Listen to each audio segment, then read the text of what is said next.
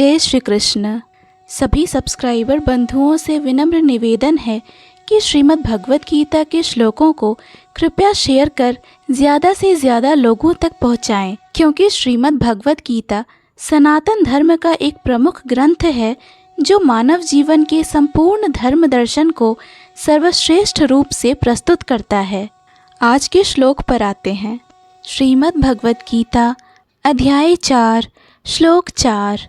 अर्जुन उवाच अपरं भवतो जन्म परम जन्म विवस्वतः कथमेतद्विजानीयाम् त्वमादौ प्रोक्तवानिति।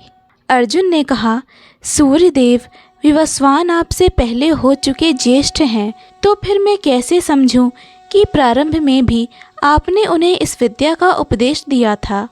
अर्थात जब अर्जुन भगवान का माना हुआ भक्त है तो फिर उसे कृष्ण के वचनों पर विश्वास क्यों नहीं हो रहा था।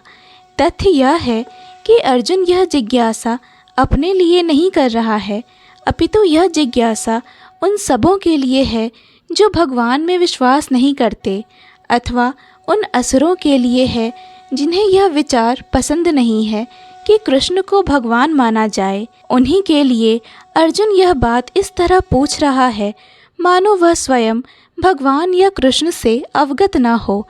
जैसा कि 10वें अध्याय में स्पष्ट हो जाएगा, अर्जुन भली भांति जानता था कि कृष्ण श्री भगवान हैं और वे प्रत्येक वस्तु के मूल स्रोत हैं तथा ब्रह्म की चरम सीमा है। निसंदेह कृष्ण इस पृथ्वी पर देवकी के पुत्र रूप में भी अवतीर्ण हुए। सामान्य व्यक्ति के लिए यह समझ पाना अत्यंत कठिन है कि कृष्ण किस प्रकार उसी शाश्वत आदि पुरुष श्री भगवान के रूप में बने रहे।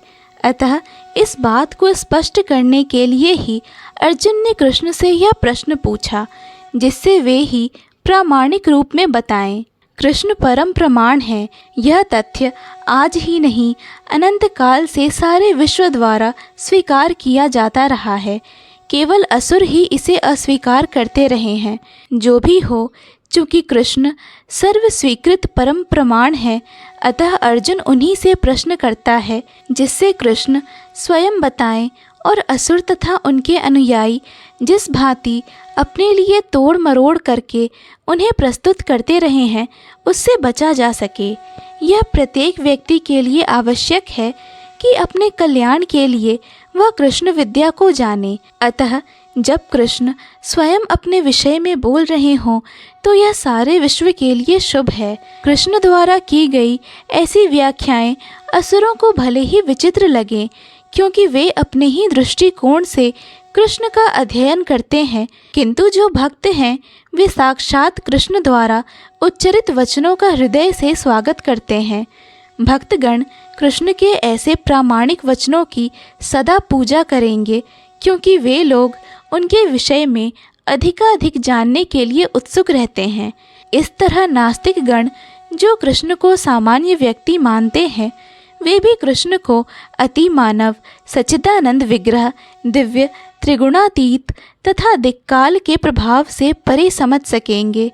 अर्जुन की कोटि के श्री कृष्ण भक्त को कभी भी श्री कृष्ण के दिव्य स्वरूप के विषय में कोई भ्रम नहीं हो सकता। अर्जुन द्वारा भगवान के समक्ष ऐसा प्रश्न उपस्थित करने का उद्देश्य उन व्यक्तियों के लिए नास्तिकतावादी प्रवृत्ति को चुनौती देना था जो कृष्ण को भौतिक प्रकृति के गुणों के अधीन एक सामान्य व्यक्ति मानते हैं। जय श्री कृष्ण। पूर्ण भगवत गीता के श्लोकों को सुनने और समझने के लिए कृपया इस चैनल को सब्सक्राइब करें। वीडियो पसंद आया हो तो लाइक और शेयर करें।